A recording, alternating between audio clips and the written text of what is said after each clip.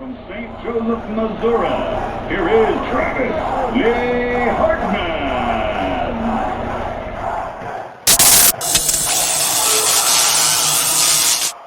Travis, the public wants a good one from us.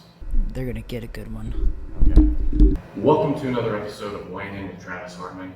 It's a 1-2 combo for your eardrums, where we talk about boxing, sports, life, whatever else comes to mind. We do drink a little bourbon, have a little fun, and just talk about what's going on in the boxing world and whatnot. I'm Brandon Waters. That over there is Travis Hartman. That's a good one. It's my new thing. So, Travis, let's go ahead and get started. What are we weighing in on today? So much boxing news, Brandon. This is a huge one. Vasily Lomachenko and Teofimo Lopez have agreed to a title unification bout at lightweight. It's a huge fight. It's a blockbuster fight because Lomachenko is, by almost all experts' realm, he is top 2 pound for pound. Sometimes he's number 1 on a lot of people's list. But Vasily Lomachenko is fighting this huge, massive, explosive Teofimo Lopez, who's undefeated. The guy just literally knocks people out. Everybody he fights, he usually knocks them out. And they finally agreed to a fight, and I believe it's October 17th is what I think I read. And it just got signed probably a couple days ago, 2 or 3 days ago. So it's a huge fight. It originally was going to happen, and the pandemic happened, and that kind of stalled out. And now they're back on, and it's going to be October 17th. Top Rank is the promoter of that card. So it's going to be huge. So let's run down a couple of things here because, and we'll get back to the fight. So I want your take on the fight. It's what we're talking about for several weeks here, folks. Look at what's happening through the end of the month of boxing on the calendar. We talked about some last week. Then we have, the exhibition got moved to November, but that was going to be for September. I'm sure there's going to be some other stuff headline in September. We have this in October. You said October. Yep, right? yep. The calendar's getting jammed here for the last 4 or 5 months, 4.5 months of the year. Thank God 2020 is almost behind us. It's getting pretty stacked, and I'm pretty excited about that. So not to steal your thunder, but let's get back into that fight specifically. So I want you to break down how it looks, your thoughts going in. For this fight, I applaud everybody that made this fight happen. I applaud Teofimo Lopez for taking this fight because Teofimo Lopez, by all means, has not had a huge, massive fight. He's never faced somebody like Lomachenko. But to be fair, nobody has faced somebody like Lomachenko because he's just 1 in a billion. The guy is phenomenal. And he's so phenomenal now. He's attracted to the average everyday person now. It's not just the fans. It's not just the boxing fans. It's everybody. And that was my phone that went off. Rookie mistake. I've been doing this for so long, and I have my phone go off. We usually are like, hey, we got to turn our phones off, but we forgot to say that. But this is how we roll. This is how Weighing In with Travis Hartman works. You want us for what goes on the fly. You want us for us drinking this. We got those camera angles. Once again, I'm going to deviate a little bit. I don't know when we're going to talk about it. Dude, you got to talk to me about the threads you're wearing. You got to talk to me about this. Oh, this is, I told Brandon's finding out more and more stuff. We've been friends. I moved to Florida probably about 8 years ago, and I met Brandon shortly after that at a gym that I was a general manager at. So I've known Brandon for a while now, about 8 years probably. It's probably 7 or 8 years, something like that. And we became close later on, obviously, but we knew each other then.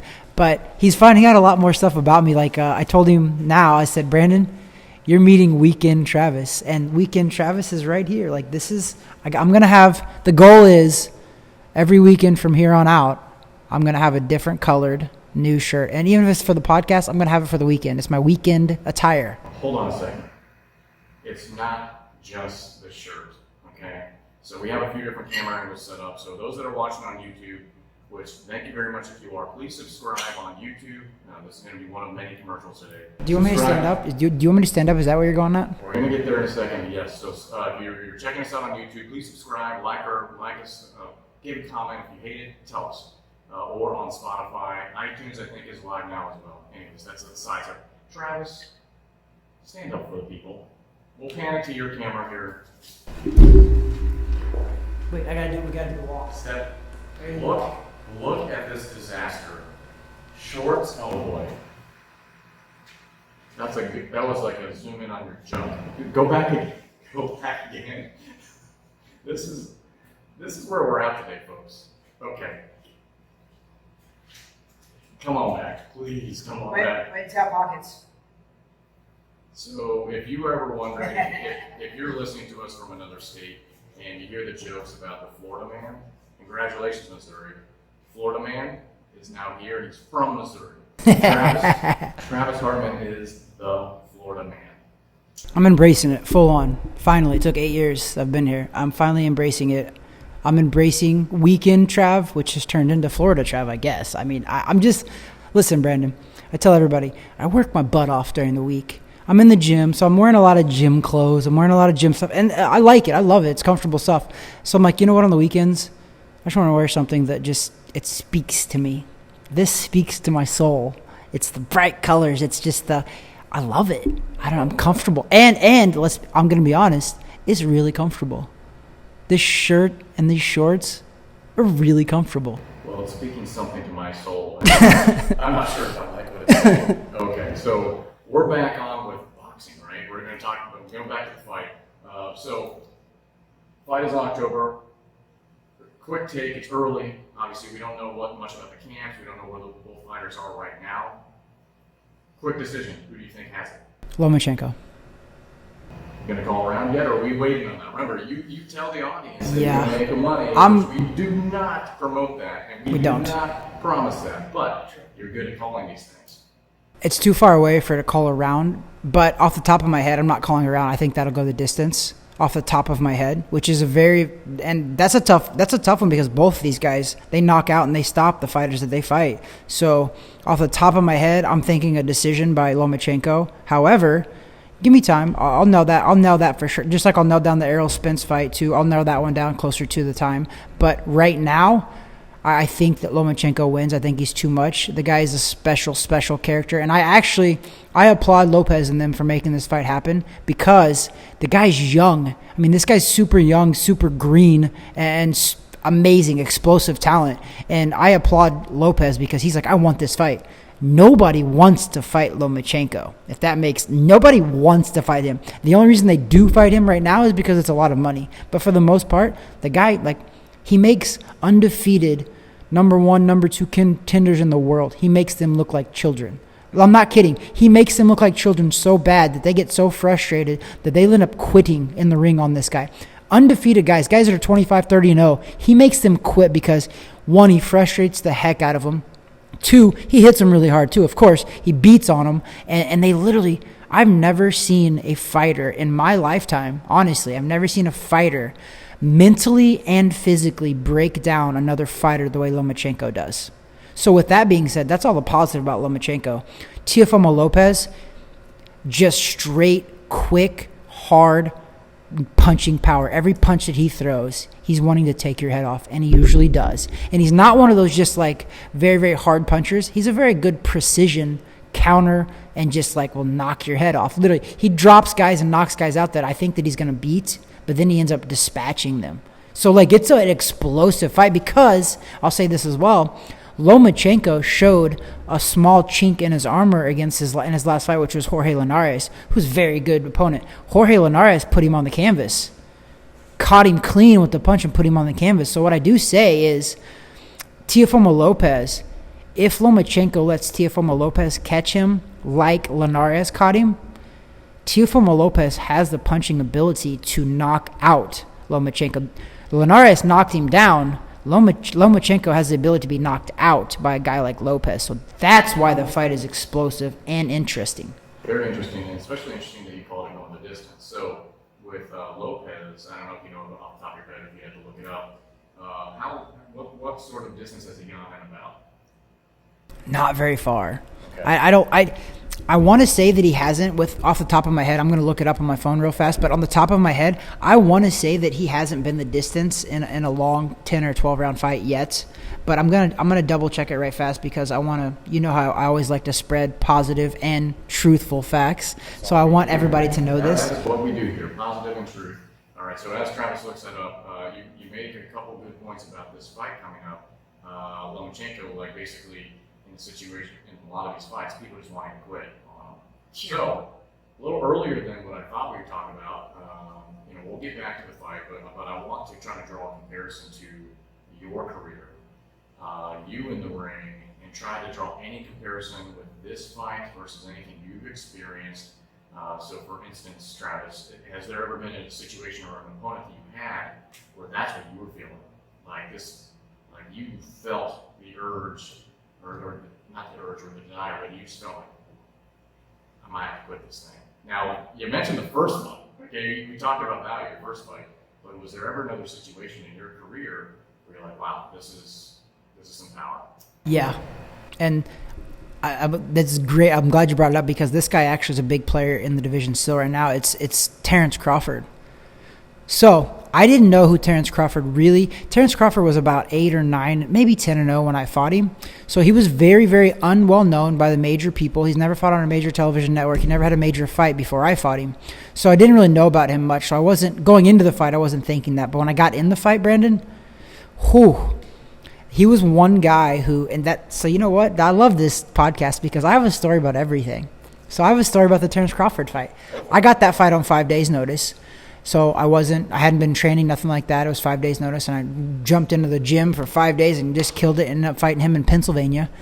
But while I was there, I got a call. Literally, I'm in York, Pennsylvania for these boxing matches. I fight like 2 days later, and I'm in Pennsylvania. I get a call. Hey, Travis, from a good friend of mine who's a boxing promoter at the time. Hey, Travis, you want to fight at the Playboy Mansion? Okay. Bro, this is a great story. I haven't told you this one, actually. Remember, folks, currently this week we're still PG-13, so let's keep going. I'm just kidding. I know it's a venue, but man, I learned something new about you every week. In pre-production, okay, we were talking, so in all transparency, we got Travis's fiance, and just a few meters away. We got my wife a few meters away. They're having some fun female time, and we're just in there chatting for like 30 plus minutes, whatever else. I'm like, dude, we gotta come out here and shoot this. I was learning some stuff there too. We might dive into that maybe a little later today, maybe another week. But it centers around different stories. Elton John's one. We got another story, Lennox Lewis. I'm not gonna let all those cats out of the bag, but that's coming. Good stories. So let's get back to the Playboy Mansion and Terence Crawford v. Travis Hartman. This still blows my mind because it's a great story and a very heartbreaking story all at the same time. So I'm there. I get an offer to fight at the Playboy Mansion. The fight at the Playboy Mansion, mind you, is 2 weeks later. Okay? So in professional boxing, whether you win or lose, regardless, you get an automatic 7-day suspension. Because it's tough on your body, which is fair. So you get an automatic 7-day suspension. So I'm thinking in my mind, I'm like, okay, whether I win or lose, it doesn't matter. 7 days is fine, right? So I was like, however, if you get knocked out or if you get stopped, it's a minimum 30-day suspension, up to like 120 days or however they deem necessary. So now this is on my mind. Not only am I worried about this fight, but now I'm thinking, I'm like, oh my gosh. And I got the contract. I signed it. The commission approved the fight. The fight was all on. So I'm like, I told the promoter, though, I was honest. I was like, listen, I'm in Pennsylvania right now. Like, I'm getting ready to fight Terence Crawford. Nobody knew who Terence Crawford was at the time. They were like, okay, well, that's fine. They're like, Travis, don't get hurt. Do what you can do. But the fight's yours if you make it through the fight, unharmed. And I was like, okay, that's perfect, dude. And mind you, this was when the Playboy Mansion, right now, they had the 3 girlfriends and they had the TV show. Oh my God. Do you remember this? This is 07 or 08 or 09. It was 08 or 09. I think it was 09. I do remember that. The E Network, it was the heart of that. Hugh Hefner, and it was I saw some of it. It was the dumbest show in the world. Like I'm thinking to myself, okay, let's switch gears for a second. Hugh Hefner, he's old at that point. God rest his soul, I guess. Why would you ever do that to yourself? Get away from the physical stuff, the mental drain of that. Why Easy, Brandon. The wives are right next door. Agreed. That show was ridiculous. If you haven't seen that show from years and years ago, the internet's a beautiful thing, folks. You can actually go on there and try to find any of those sorts of things if you want to and kill some brain cells. It was surprising enough, it was actually a very popular show on the E Network. It was like one of their bigger hits too, because it was interesting because it made you question why a lot. You want to see the breakdown of our society and why we are starting to unravel at the seams where we are currently. And let's not talk about politics. Let's not talk about racism. Let's not talk about this. It was reality television. Okay. Now, that being said, and I'm speaking from a high horse here, we're doing a podcast which is semi-reality sort of discussion. So it's like, okay, well, thanks. I can't remember. I'm going to look at the name of that show. Yeah. Look that up while I'm talking. So then. I'm going to look at it. I got to find my phone, but let's keep talking. I want to hear this. So, I agree to fight at the Playboy Mansion. I'm fighting that Saturday against Terence Crawford. And they called me like on a Thursday and was like, hey, do you want this fight? I was like, oh my gosh. I was like, a million times yes. I was like, when is it? They're like, 2 weeks later. I'm like, well, I'm currently fighting, guys. And they're like, that's fine. They're like, don't get hurt. Don't get knocked out. Don't make sure you get through the fight okay. If you win, even better. But so fast forward to the fight. I get in this fight, and Brandon, I've been in with the best in the world, okay? I've been in with the Terence Crawfords, the Keith Thurmans, the Julio Cesar Chavez Jr.'s, the Jesse Vart, like you name it. Like I've been in the ring with them, right? Well, Terence Crawford, man, after that first round, I tell you what, I never wanted to quit in my entire life more than I did that fight. And I'm not kidding you. I came out after this fight. So I ended up going the distance with Terence Crawford. I lost the decision on points to him. It was a fair decision, too, because he was very good. But, oh, my gosh. I'm being honest right now with this. If I didn't have the Playboy Mansion that I was going to fight at 2 weeks later with Hugh Hefner ringside, if I didn't have that fight to look forward to, I promise you, I would have probably quit that fight because he hit harder than anybody I've ever been in the ring with. Okay, so and it was about power. It was about power. He inflicted some damage for sure on my ribs, on my head, everything. Like the guy he was powerful. So I remember being in that fight, and I remember one time catching a body shot that hurt so bad. I was just like, I want to go down. I want to quit. But I'm not kidding you. I think I'm like 24, 25 years old. Mind you, I'm also a single man at that moment as well. And I'm about to go to the Playboy Mansion 2 weeks later. But I'm just saying, like, can you imagine being 23, 24 and getting an opportunity to compete professionally? And it was on ESPN as well. ESPN was doing the broadcasting at the Playboy Mansion. Let me tell you, let me tell you where the after party was at the Playboy Mansion, by the way. The after party was at the Grotto. I thought you were going to say. So it's sad that I know that. So let me ask you this, because I found the name of the show. If I went back in time or on Google to try to find episodes of The Girls Next Door. That's right. Yep, I remember now. Am I going to find an episode where Travis Hartman's in the background somewhere? Let me finish the story. So, I fight Terence Crawford. I end up losing a decision. So I just have a 7-day suspension, which is fine because I'm fighting in 2 weeks, so the 7-day suspension is fine.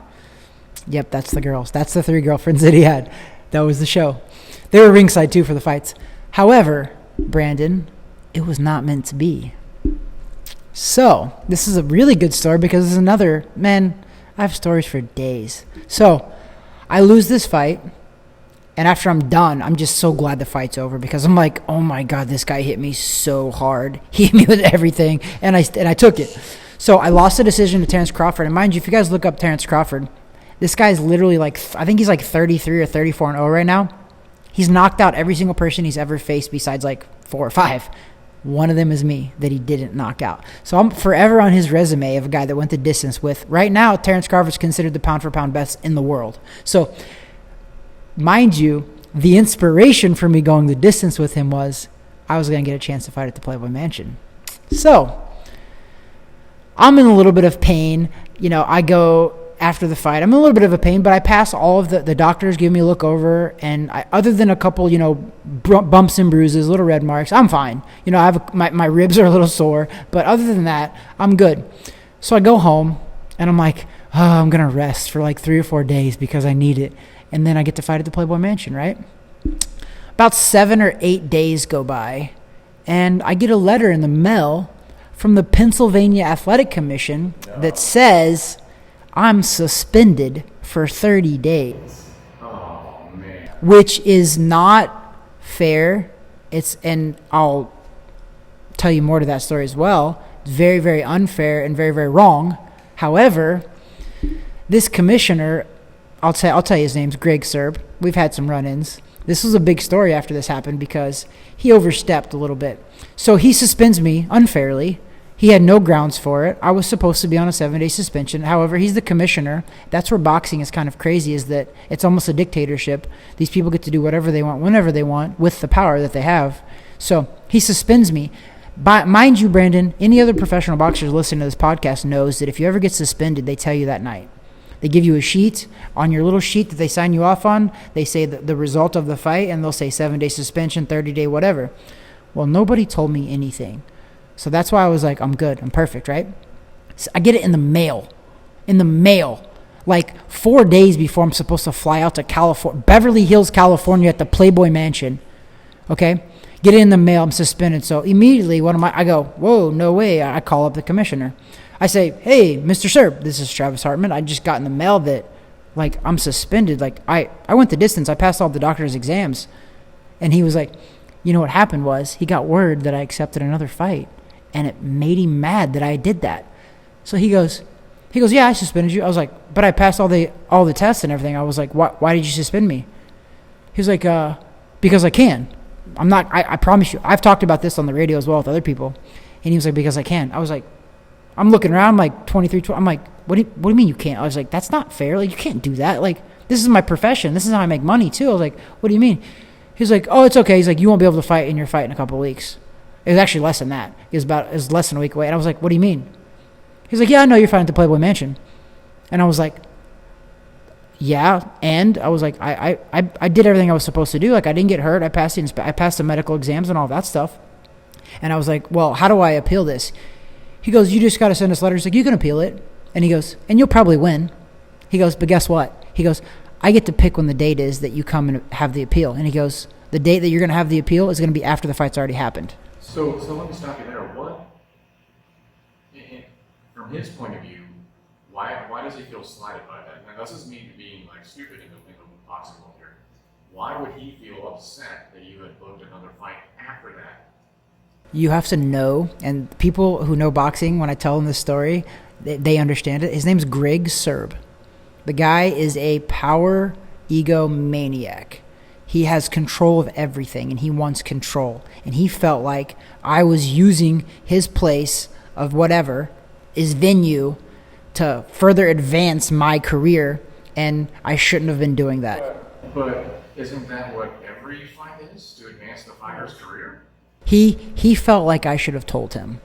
And nobody, it's a commissioner. It's none of his business what I'm doing. But he felt like I should have told him. I should have informed them that that's what I was doing, because then if I'd have informed him, he would have tried to find a way to nix it anyway. And that's why I didn't tell him. It wasn't his business. It didn't matter. It wasn't a secret. It was on ESPN. I signed the contract and sent it back. But he suspended me unfairly. And I was just like, are you kidding me right now, man? And I'm literally, you know how I am too. I didn't even blow up on him. I was like, Mr. Sirb. I even went to the Mr. I was like, Mr. Sirb, like, one, this is my living.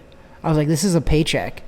You're stopping me from a paycheck because you're mad at me for no reason. I was like, I never did anything to you. I was like, this is my one and only chance probably to ever fight at the Playboy Mansion. I was like, I'll probably never get this opportunity again. He was just like, oh, well.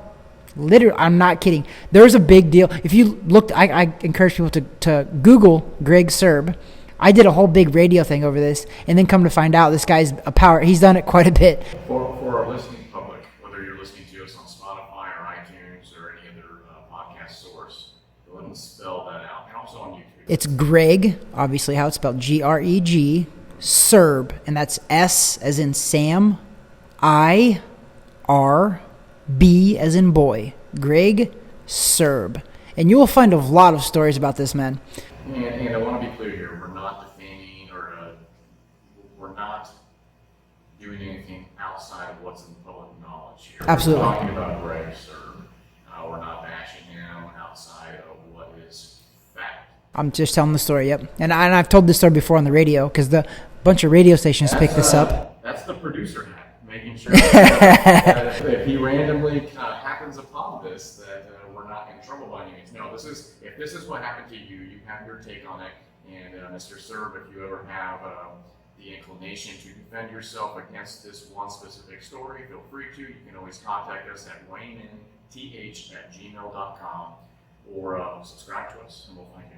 So with that, I'm looking here, and literally the third Google link, the second, I'll say third Google link on change.org of all places. Oh, wow. Remove abusive Pennsylvania Athletic Commissioner Greg Sirb. Was I not? I'm telling you. And if you do enough research and Google Greg Sirb, like Travis Hartman 2008 or 2009. I'm trying to show him, but just Google it, whatever. Okay, I don't want to waste a lot of time on something like that. So, well, I mean, he's still the commissioner, and he has been for like years. So, but I'll bring it back around as well too, because I'm gonna give him a little bit of leeway as well. So he took that away from me. I told him, I was like, I want to appeal it.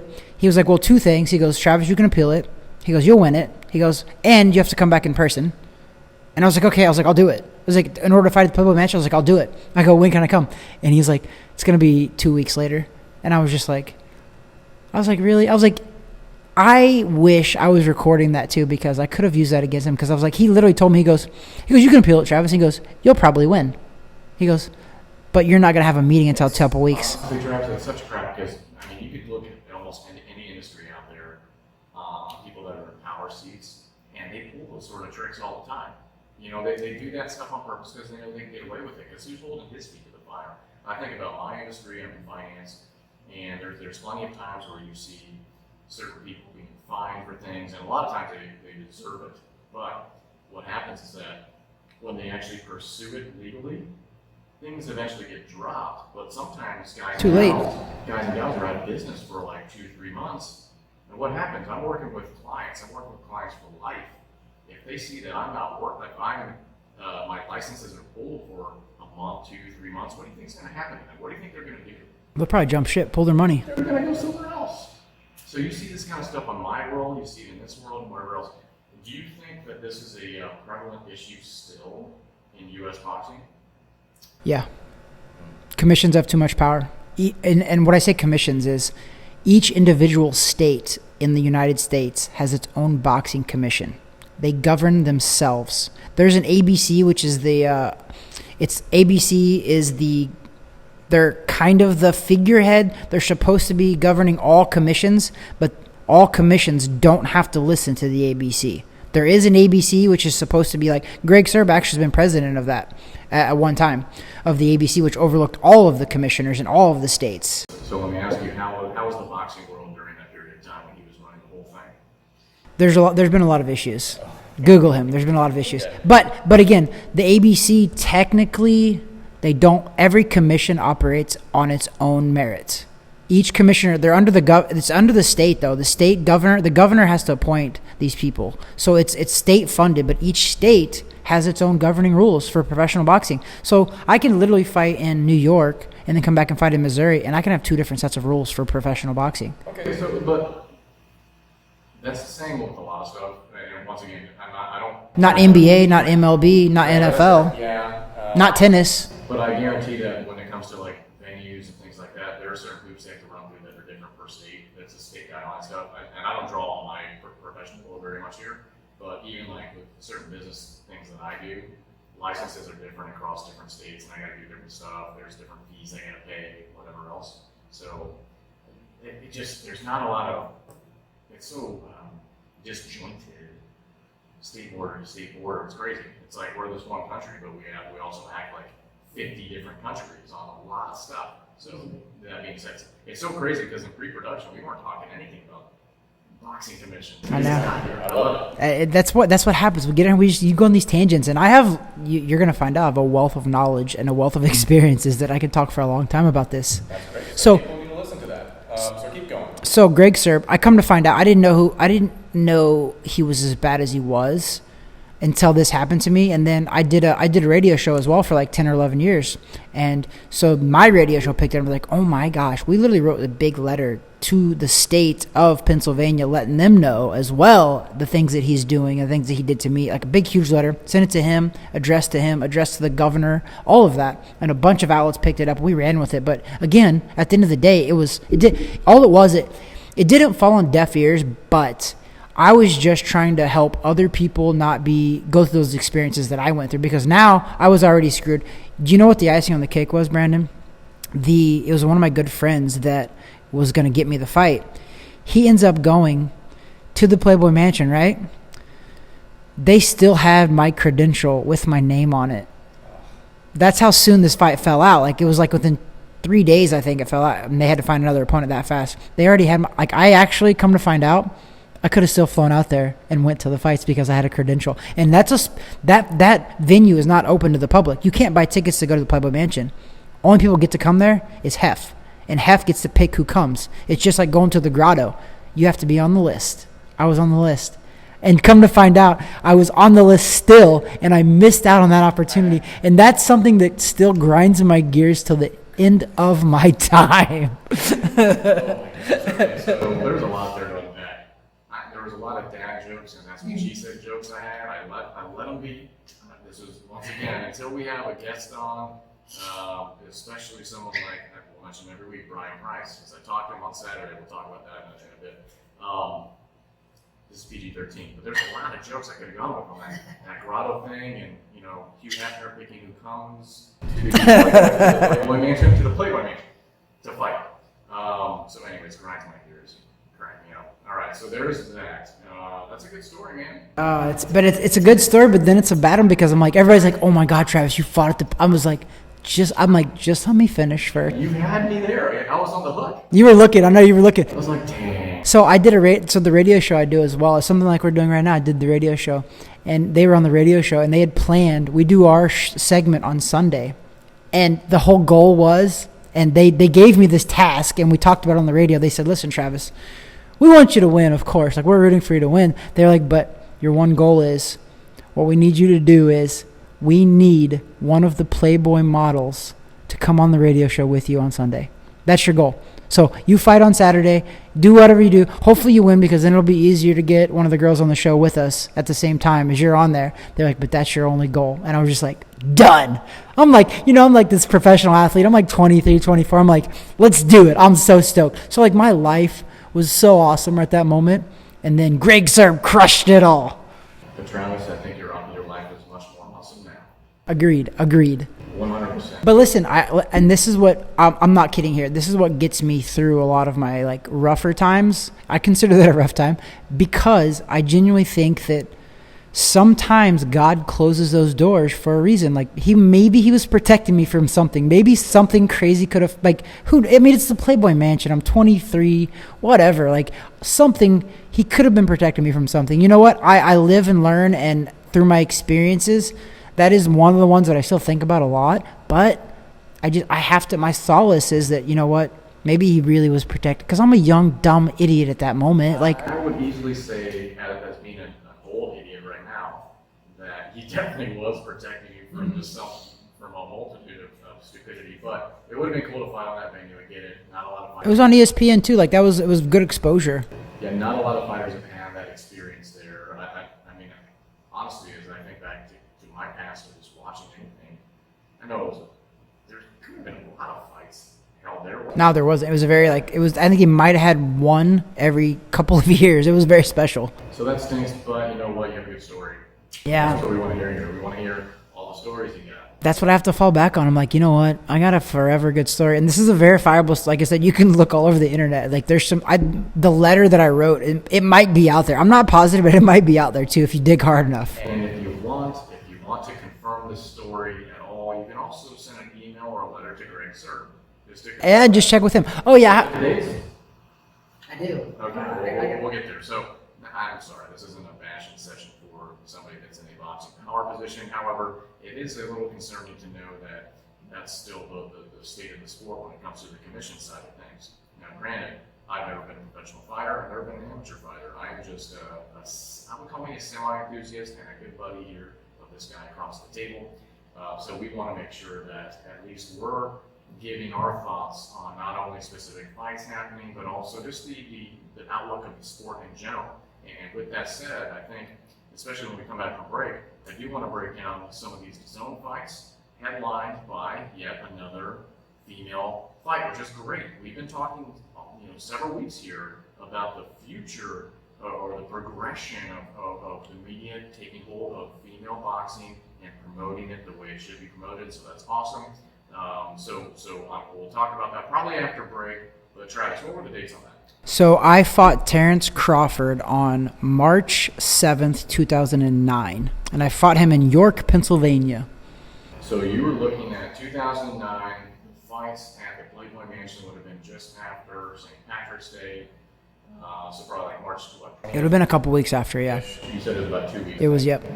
So if you want to reference with this, I can actually tell you who I was supposed to box, so you can look him up. Prentice Brewer was his name, and he still ended up fighting. They found a replacement. Of course, they're going to find a replacement on 3 days' notice. Who's going to turn down the Playboy match? So you know what? I need to reach out to that kid because I know the kid as well. Lowell Brownfield, I believe was his name. He ended up getting a fill-in spot. I wonder if he knows how he got that spot. I bet he doesn't, actually, because he's not a friend, but he's somebody in the boxing world that I know of. Well, to stop you there and to quote Drake, which I won't do probably ever again, God's plan, God's plan. So with that, we're going to take a soft break here, and you won't see a difference. Give us a few seconds, we'll come back, hopefully pay a bill or two. We're going to get some fresh ice, because as you can see, I'm out. But this is pretty good. We're also going to talk about this for a few moments when I get back too. We have some thoughts. Oops, hit my mic. I have a lot of thoughts. We have a wealth of knowledge. We'll be back. See you soon. Just leave around.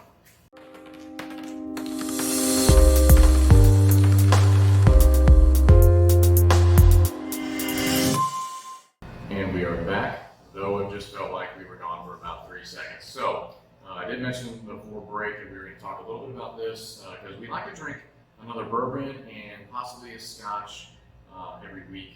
Different one, and who knows, hopefully we never run out, there's a lot of them. But this week we are drinking Horse Soldier.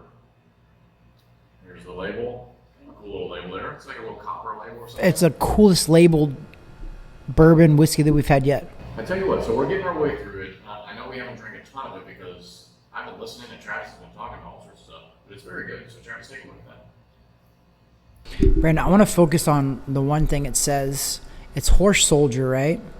But it also says Legendary Men, followed by Legendary Spirits. I feel like this is an accurate drink for us right now, no? Last I checked, is the podcast legendary yet? It better be. So with that, it will get legendary if we get more subscribers, not only on Spotify, not only on YouTube. Take a look on iTunes. I know that's there too. Anywhere, everywhere. We are there. I'm posting it on my Facebook page as well. Like, you guys can follow all of the YouTube link is on my Facebook page. The YouTube link is on my Instagram. You can follow all of it. Listen, we know our world follows of this idea of an algorithm. That's everything. Everything's an algorithm now.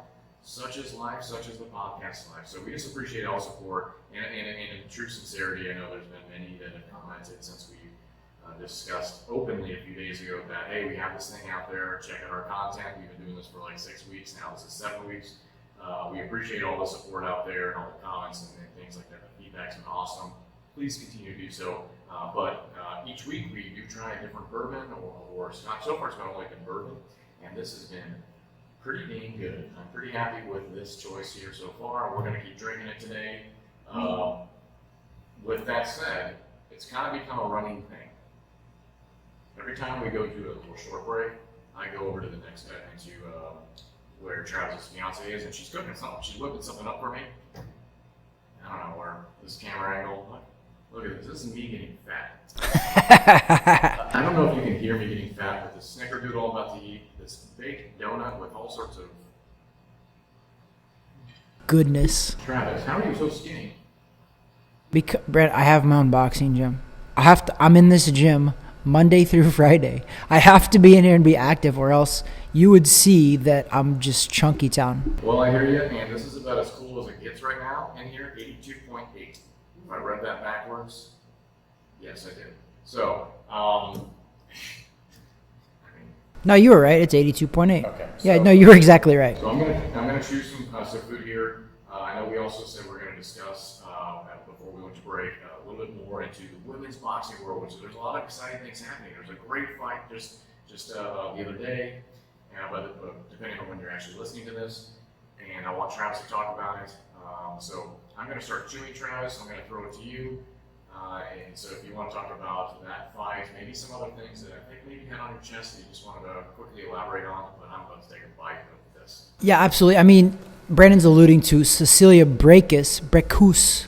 She's a Norwegian. She actually was the main event on DAZN last night, which, what is today? It would have been August 15th is when the fight was. However, I'm a big fan of, if I don't like to speak negatively all the time, so I do have to throw a little bit of a positive spin on things. I had another interaction with the commissioner, Greg Sirb, after I fought Terence Crawford. So, and I have to bring it up because, I mean, it was a good interaction this time. So I ended up, this would have been, I fought Terence Crawford in March of 2008. I got a fight offer to go back to, this time it was Philadelphia, Pennsylvania, and it would have been December of 2009. So I get to go back there. Oscar De La Hoya's Golden Boy Promotions is promoting this card. Bernard Hopkins is the main event. We're fighting at Temple University. It's called LaCara Center. I forget the name of it, but it's the basketball stadium. So really cool event, really cool venue. So Golden Boy, I'm actually really good friends with the matchmaker, which is Roberto Diaz. He's been there a long time, matchmaker with Golden Boy. He asked me, hey, you want to fight, Jesse Vargas? By the way, who Jesse Vargas is, another world champion that I fought, one of the many that I have fought. But he says, you want to fight Jesse Vargas? And I was like, where's it at? He said, Philadelphia, Pennsylvania. I said, listen, Roberto, I was like, I appreciate the offer. I was like, but I'm pretty sure that I'm never allowed in Philadelphia again, or not Philadelphia, but Pennsylvania, to ever fight again, because I had a little run-in with Greg Sirb. And I shit you not, this is what he said to me. He goes, Travis, don't worry. He goes, this is Oscar's putting the show on, which is Oscar De La Hoya, Golden Boy Promotions. And I was like, listen, even if I said yes, I'm pretty sure Greg Sirb is not going to approve me. And that's where I talk about these commissioners have too much power. So there's actually a deal where just because I sign a contract with the promoter, the commissioner actually can approve or deny the fight. It's actually up to him whether the fight gets approved. They have that ability to veto it. So I looked at him, I was like, how much is the fight? He told me. He goes, I can send you a contract right now. He's like, if you sign the contract, he goes, I'll tell you right now. He's like, we'll make that fight happen. He's like, Oscar's got that kind of pull. And I was just like, I mean, I know Oscar De La Hoya, I do, but I also was like, I know Greg Sirb, he's got pull too, because he can say no if he wants, because he wants to. So I was like, all right. I was like, you know what? I could definitely use this fight. It's a decent fight. I was going to college at the time too, so I was, trying to pay for tuition and all that. Then I was like, you know what? I was like, let's see. I was like, because I don't think he's going to allow it. He goes, yeah. I was like, all right. He's like, sign the contract. I signed the contract. He sent it back. As soon as I signed the contract, he sent it over to Greg Sirb. Greg Sirb approves it. I was like, what, Roberto? What? He was like, yeah, he approved it. I told you it'd be fine. I was like, I don't believe this. He was like, yes. He's like, you're fighting. I was like, maybe he's trying to mess with me, and when I get there, he's going to pull some kind of something, right? No, I get there. Listen to this. I had protested, did articles on websites, did radio things against Greg Sirb, told him how big of a jerk he was for what he did.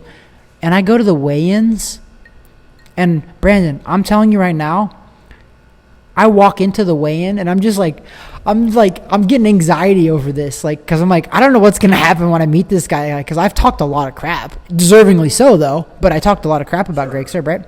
I show up, and I know he knew it, too, that he'd read all the stuff that I said. He came right up to me and shook my hand and was like, hey, Mr. Hartman, how are you doing? And I was like, so I'm doing pretty good. I was like, I'm doing pretty good. I'm like waiting for something. And I was like, how are you? He's like, I'm doing very well. He's like, I'm glad to have you here again. So I wonder, sometimes when somebody's in that type A personality that's in the power seat, in a lot of cases, they actually like someone that will push back and they respect. So maybe it was there was some respect built between you two. I'm not going to make assumptions like that. Yeah. So I think you're right, because I ended up I fought there, and then I ended up coming back to Pittsburgh, Pennsylvania, and fighting again, and in a fight where it was a really tough fight again. And I remember being in that fight, and I was on the ropes, and I was doing some really good defense, but the guy was throwing like 8 to 10 punches, and like I'm like blocking it, and I'm telling you, Greg Sirb was ringside because he's a commissioner. And he looks up to the referee and yells at the referee, "Let it go. He's fine. Don't stop it." Because you could tell I was fighting a hometown guy, and the referee wanted to stop the fight. And because Greg Sirb, who's the commissioner, he was telling the referee, "Don't stop this fight. He's okay. So, like, I feel like I got a little mini bromance after that, but I'm still bitter a little bit. I'm a little bitter about Playboy Mansion, but I do have to bring this back around. Like I've said, that Greg Sirb has, from that moment, treated me with respect and integrity, because I think he found out, he's like, oh, Travis is not some stupid boxer who I can take advantage of and he'll just go away. And that's not how I work. And people know me now. I'm passionate about something. Passionate. And I like the idea of the bromance. I like the idea that maybe you guys... I don't know about that, but... Maybe you guys are sending birthday cards back and forth. I don't know. Whatever it might be. Hold on 1 second. Oh, it's such a good sound. I've learned to love that sound. So, I'm going to bring it back around, though. And now I do want to talk about women's boxing, because you know what, Brandon, we've talked about women's boxing. Have we talked about it every episode? Push over that glass. I think we've talked about it every episode. Almost every episode, and deservingly so, because you know what? I hate referring to it as women's boxing. It's boxing. Thank you. It is. I hate labels like this, so we have to do. This was a main event on the zone.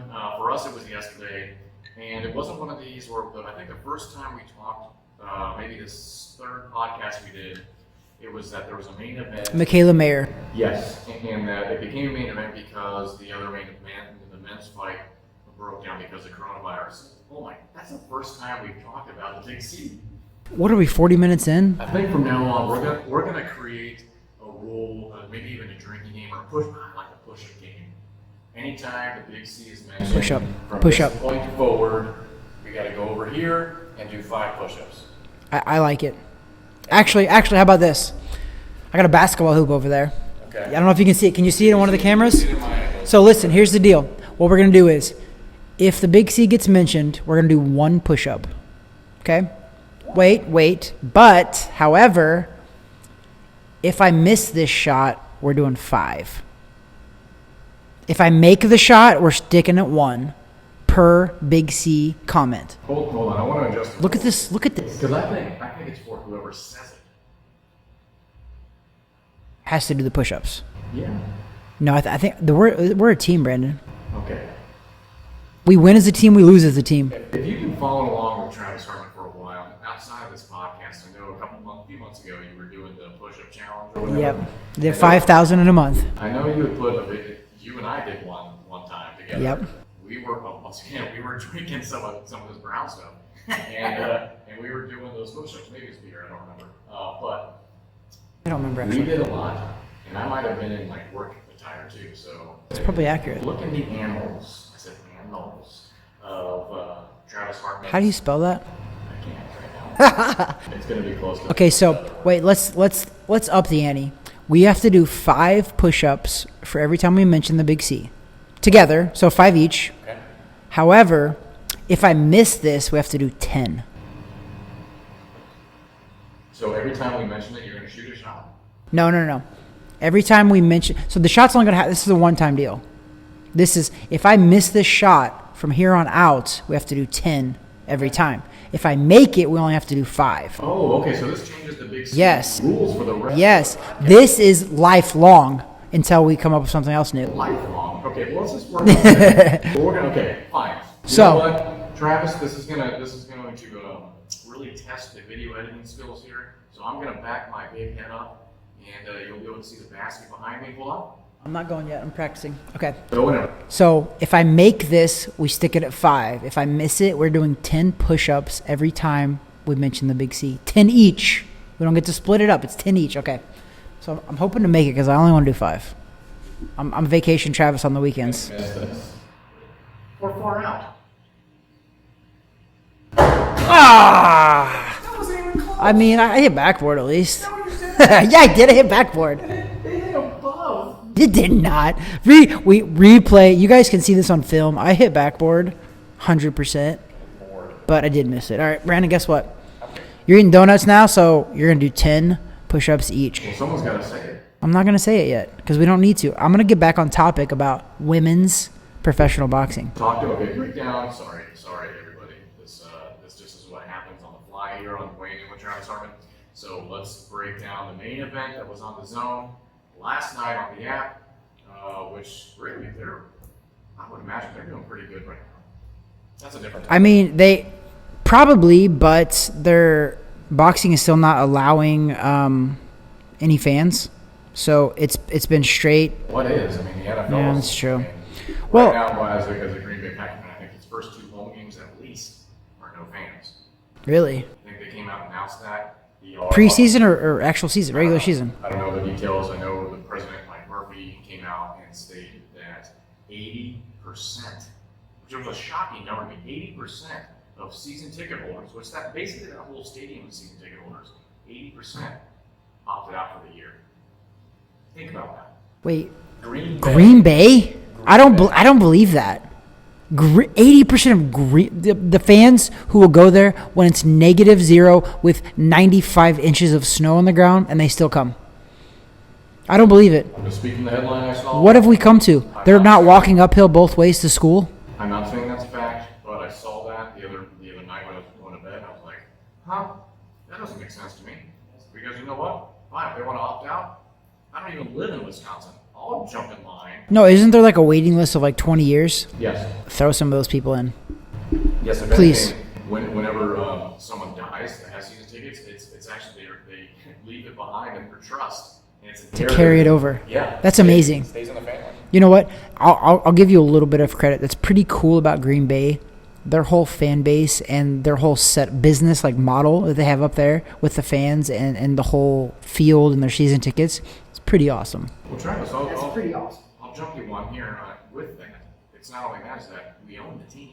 That's what I'm saying. That's the cool business, the whole business model they have. I say we because I'm a shareholder.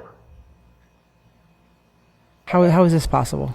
Because back many years ago, they opened up extra shares. All that means to being a shareholder is that you put money into the organization. That's Yeah, the point. you have no say, but you're giving them something. Now it's a specific way of doing it. They were doing some remodeling work, or whatever, on the whole. I want to go up there. I haven't been to Lambeau. I want to go to Lambeau.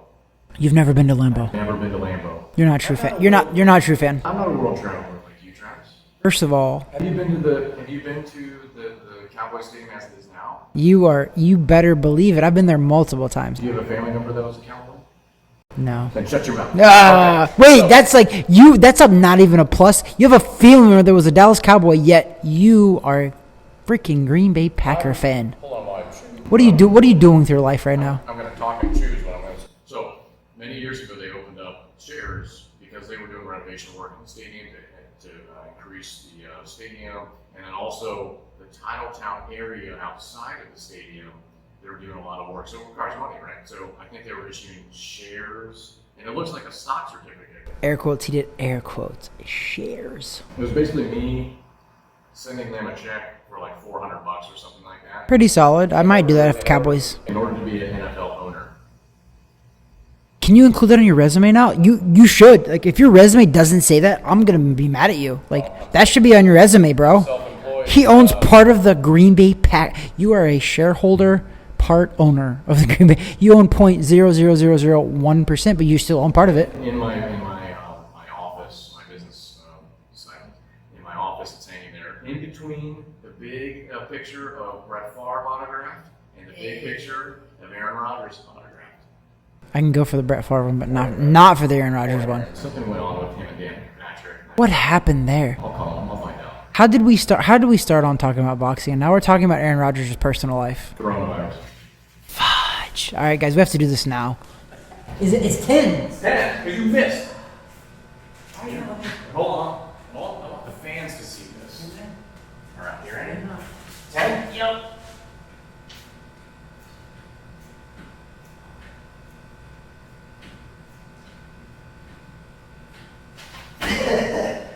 He beats me.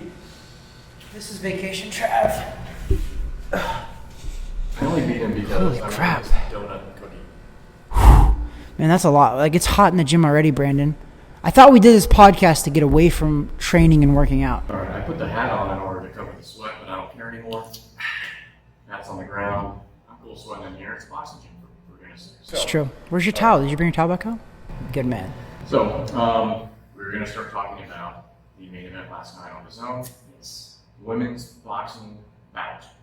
Break it down for us. CECILIA Brækhus. She is she's a Norwegian. And actually, she's a cool story. You should look her up, by the way. She's 36-0. They call her the First Lady of Boxing. That's her nickname. I don't know why they call her the First Lady, because there's obviously been women boxing before her. However, cool story about her is, let's see, in 2008, I fought on the same card as her when we fought in Germany. We fought in Germany together. She was promoted by a German promoter, so she actually fought on the same undercard as me in Kiel, Germany. And I encourage everybody to look up these things that I'm saying, because they're facts and they're verifiable. So look up CECILIA Brækhus and look up Travis Hartman, and we fought on the same card in Germany, Kiel, Germany. So point is, CECILIA Brækhus, First Lady. I got a picture with her at the weigh-ins, all that stuff. It was cool. She's a cool lady. She's 36-0. She has 20, I believe it was 25 title defenses. She'd tied the all-time record for the most title defenses, and if she would have won again, she would have broke that record. Okay, so let me stop you there. That record, that's not just to women. That record for title defenses was across boxing, men and women. Yep. Yes, that was not a. Of course, she's got the record for women title defenses for hands down. Nobody's ever, but she was tying a record that was in boxing, which is what I love. I love it because it was not a women's or a female's record. It's a boxing record. She tied it, and she was going to break it. She was fighting a girl that was 8-2, girl that she was supposed to beat. It was a unification bout because the girl was a title holder on the lower, I believe she was a title holder on the lower weight class. However, her name was Jessica McCASKILL. She was 8-2. Great story, though. I encourage everybody to look this up because this girl was homeless when she was in 4th grade. Something crazy. And she came out of all of that. She's an investment banker now. She's a professional boxer. Such a good story. However, long story short, the fight was amazing. It was a good fight. It really was. CECILIA Brækhus loses a decision on points. I did not agree with the decision. I thought it was a very close fight. I thought Brækhus pulled it out 6-4, which means that one round less would have been a draw. That's how close of a fight it was. They gave the fight to the other girl. It was a majority decision. I believe it was one judge had it a draw. The other 2 judges gave it to McCASKILL, so McCASKILL ends up winning the title. But the most not shocking, I shouldn't say that, but it was a little surprising because when most people go undefeated their entire career, Brækhus is 37 or 38 years old, and she went her whole career without losing. She's 37 bouts. She's 38 years old, never lost a fight. Okay, it's amazing. She's probably went 10 to 15 years without losing a fight, right? She loses her first fight ever. Her reaction in the post-fight press conference was phenomenal. You could tell the reporter was trying to goad her into being negative. Which they seem to do that with everything, just for a headline or whatever else, but keep going. They asked her, they said, you lost your first ever fight. What do you think about the decision? Because, you were undefeated, you're the champion of the world, and don't you think the decision was a bad decision? And Brækhus, I actually was very surprised. I told you off record what I would have said, but she said, they asked her that question, and she goes, I don't want to talk about that. She goes, let's talk about McCASKILL won. She fought a good fight, and I'm passing on the torch to somebody like her who's deserving of the title. And literally, she never said, I thought I won, which, guys, in all fairness, I thought she did win. So she could have said that, and it wouldn't even have been out of line. But she didn't. She chose not to, and she was smiling, and she was just like, you know what, it is what it is. I have to rethink and see what I want to do because, truthfully, I think she's going to retire. She lost her first ever fight. She's 38 years old. She's accomplished everything she could in boxing for her career, everything. As a woman boxer, she's accomplished everything. So she doesn't have to fight anymore if she doesn't want to. And she kind of alluded to that a little bit in the post-fight. But what just blew me away was she didn't make an excuse. She didn't say, oh, I hurt my arm, or I didn't have a good training camp, or the judges were terrible, or the referee was terrible, which, to be fair, I thought she won the fight. And I'm a very experienced boxer myself, and I've watched a lot of fights. I thought she won the fight. I thought she won it fair and square. And I didn't think that the other girl won the fight. But she did. They gave it to her. So guess what? At the end of the day, the other girl won. McCASKILL beat Brēkhus. So my point is that, like, she was so classy in defeat. Like, I really encourage people to look her up and actually teach your kids the same thing. Like, you know what? At the end of the day, there is no excuses. At the end of the day, that decision is final. You can't change that decision. Even if it was a horrible decision, you can't change it. She accepted it, and she's moving on. And you know what? Sometimes in life, we have to accept defeat in order to succeed sometimes. And you know what? She's succeeded already. She's accepting defeat. But guess what? One door's closing and another one's opening. McCASKILL now has a great story. They said this on DAZN, and I think it's true. I think they'll make a movie about this Jessica McCASKILL who upset her. This girl was 8 wins, 2 losses. Brēkhus was 36-0, and the 8-2 won.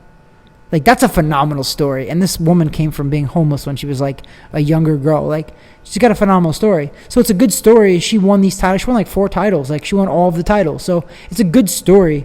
But the way Brēkhus like accepted the defeat, like, it just, I don't know. Like, everybody thinks that you're supposed to be angry and mad all the time. You don't have to. That's a classy move, and she's coming from a different position here. She's what she said, she was like 36. 38 years old. 38, illustrious career. That record alone, like having that many title defenses and holding that record now, which will be cemented now. Yeah.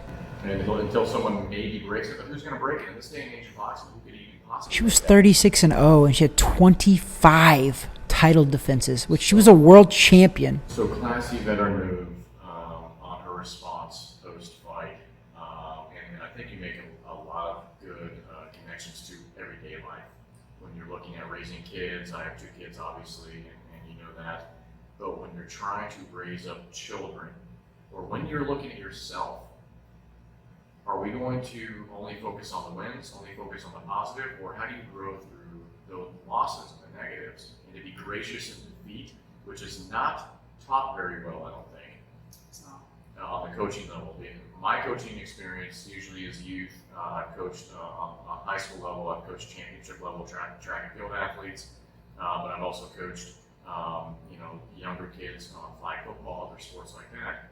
And one of the main things that we try to promote, especially in a loss, which there haven't been many of them, so I'm happy with that too. But in loss, in defeat, how do you be gracious? How do you look at your opponent and say, "Awesome job, you did well."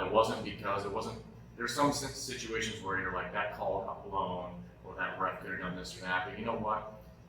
If you think you should win every time, then it shouldn't be in the ref's hands. It shouldn't be in the judge's hands or the official's hands. So to be gracious in defeat is something that we try to instill in our youth programs as I'm coaching on track and field and on football and things like that. I know that's something you instill in your fighters as you coach them, as you train them. You're not going to win everything. It's all about the journey. It's not about the end result. At the end of the day, that's what we should be teaching our kids and everybody. And it's not to say that we don't want to win at all costs, because I want them to win at all costs. But at the end of the day, a win or a loss does not defeat everything that they've done before or after. So you can rebound from that. So I don't know enough about her, but from that response and loss, I can only imagine that her response and victory was also just as gracious, which is also a huge thing that is taken for granted. Those that win consistently, and you see it with a lot of the great athletes, not only boxing, MMA, other sports. Everything. And winning, the best, the people you really look up to and history will look up to are gracious in victory too. Yep. Gracious in victory and in defeat. Because that talks to who they are from a moral fighter, who they are internally. And so I commend her. Great career. I mean, I honestly, when you told me and then I did some research, I didn't know any of this stuff, which that in itself is a problem. And that's the stuff we should be hearing about. We don't need to be hearing about the NBA bubble and all this other garbage that's going on, because who cares? That's a story. That's a life story. That's a champion. Yep, that's a true champion. In defeat, that's a true champion, even in defeat. And that's what I love about that story. Like, I genuinely, what's bad, Brandon, is that we're to the point now where we're surprised when somebody acts like that, which is that's a perfectly acceptable and probably how we should react. But I told you the story, and I was like, I was surprised, and we shouldn't be surprised by that. That actually is how it should be. Like, she can be angry inside at herself or disappointed at her loss or whatever else, but like the fact that she projected and was like, this is how I see it. It's the old term is like, I don't have to blow your candle out to make mine shine brighter. And I think she's like that, and I feel that way. I'm just like, that's like in everyday life. Like, you don't have to blow somebody else's candle out to make yours shine brighter. You know what I mean? Like, it is what it is, but like, seriously, like, we do that in life in general, and in sports especially. We don't have to. Like, you know what? CECILIA BRÄKHUS, she's like, you know what, I'm passing the torch on. You know, shine, and she said, as she's like, shine bright. She's like, I hope that you honor that, and I think that you will. And she's like, kind of preluding that she's probably going to retire, but if she doesn't retire, she could still come back and be just fine. That's why people should realize that you know what? You're just knocked down for a second. It's a speed bump. Life is a long journey. If CECILIA BRÄKHUS wants to come back, she could. If she wants to retire, right off into the sunset, because you've done an amazing career. You were 36-0 before last night. You're 36-1 now. Retire if you want to. You have nothing to prove. So again, you don't have to blow somebody else's candle out to make yours shine brighter. And I think that everybody should know that. And that's in life. That's at your job that you're doing. You should not be jealous if somebody else is succeeding and you're not, because guess what? Your time is coming. You know, leave it up. Leave it to fate. Fate will take care of itself as well. You work really hard. Go for what you want to go for. You can take it in your own hands too. That's what I'm saying. I think you said that last episode as well, and I think you were correct too, where I was just like, you know, what's meant to be will be, and God has a plan for us all, right? That doesn't mean that you still can't go out there and do absolutely everything in your control. And that's the whole point of everything, is do everything that you can do, and the rest will take charge. It's so interesting how blessed and lucky I get the harder I work. Right? And to you, Cecilia, cheers to you. That's so far been an awesome career if you decide to hang it up, if you decide to, you know, continue going, but here.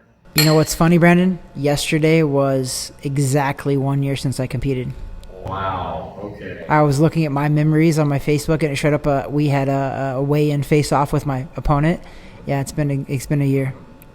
Well, we don't have time to. It was August 15th. Oh, wow. Okay, so that was yesterday. Yeah? So maybe we'll talk about that next week, all right? Because we're starting to kind of hit that time frame. I think so far, for those that listen to us, thank you. YouTube, Spotify, iTunes, wherever we're at, thank you for subscribing. If you haven't, it's easy. Just click the button. I think if you're looking at me, it's backwards, so it's right there, somewhere right there. People got to realize too, like, listen, we're not asking for money. We're not asking for anything. You know what we're asking for? How hard is it to share? How hard is it to subscribe? It's pretty easy. You just press a button and, you know, support your friends and family. Like, that's what it's all about. I support all my friends and family when they do stuff. And at the end of the day, that's all we're asking for. If you hate us, subscribe so you can torch us. I like it. I look forward to those comments. 100%. I say until you hurt me personally, when you make fun of my anime shirt or you make fun of his outfit, maybe I won't. And don't make fun of my beard, guys, because I'm just now growing it back out again. Like, please don't make fun of my beard. Like, look, I'm looking at you right now. Please don't. I'm trying my best right now. Please don't. Please don't. Only make fun when he shaves the mustache off and he looks like Abraham Lincoln. Hey, Honest Abe is not a bad person to look like. No, but he's the only one that can pull it off. You're probably right on that one, actually. But listen, I told you the story already. The only reason that I shaved it is because I didn't have a trimmer. So it was either all off or just staying, and it was itchy. And I'm getting better now because now I bought a trimmer. Okay, I have a mustache trimmer. So now I won't just shave the mustache, because I knew when I shaved it, and listen, nothing against them, but I looked Amish. Well, Trav, so you don't have to worry about offending the Amish. But guess what? I'm living in an Amish paradise. Sorry. You don't have to worry about offending the Amish because they, as far as I'm aware, they don't have electricity and the internet. Yeah, they're not supposed to, at least. Okay, so, The Mennonites do, but the Amish don't. All right, so if you are Amish and you're listening to this and you're pissed off at that guy because he made fun of your beard without a mustache, which does look weird. It does, guys. I'm not making fun of it, but it did. I knew it didn't look normal. I'll be honest and humble. I have a great beard, but it's not perfect. I have a little, like I can't, there's little areas I don't grow, but I'm consistent with what I do. And there's product, and I'm a real, no offense to women, but I'm a girl when it comes to my beard. I have product, a lot of product, and I take care of it. You know what's up? All natural over here. No product. Zero. Well, I do have some things to recommend to you from a beard wash. You're only really supposed to do like twice a week. Things like there's elements. You've recommended me before. That might be offline. We'll talk about that. However, we You know what though? This was a great episode though. It was so far. Are we done?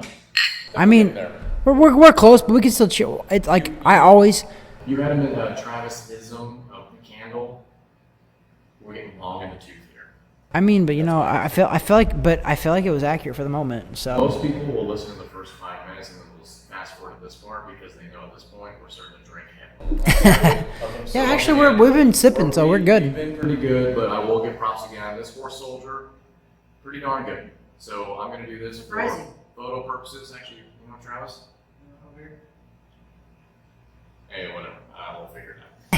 So we're just trying. We're shamelessly promoting ourselves. I know last week you said there's no shame in your game. There is no shame. I think once if you stand up again, they'll see the shame covering your body, shorts and shirt. Shameful. Shameful. Listen, first of all, I love my shirts. I'm getting mixed reviews, but I have some fans of the outfit. They're obviously on the shelf because people are purchasing. Somebody's buying them, Brandon. Like, somebody's buying them. Like, I will promote, though, your hat looks cool. So we'll go with that. You want some merch? We got ways to sell some merch. Just reach out to us, WayneNTH@gmail.com, or make a comment below. We thank you for your time here today. I know in pre-production, we always say, hey, we're going to talk about this, and that. We did go off on some tangents, which is why you love us. That's what happens. This is what happens, and I do appreciate this guy across the table. We're going to see if we can get this closing right. We thank you for joining us. Please subscribe below, or hit a like on the YouTube and make a comment. Spotify, iTunes, wherever else it is at. Please subscribe. We thank you for your support. We put out our content every week. Our Facebook page is building, so once that goes live, we'll let you know here too. But we have some things to do there because Facebook's algorithm is also very weird. Very. All right. So we thank you for your support today. We thank you for listening to Weighing In with Travis Hartman. That over there is Travis Hartman. That is Brandon Waters. Thank you for joining us. God bless. That's the first time we got that one.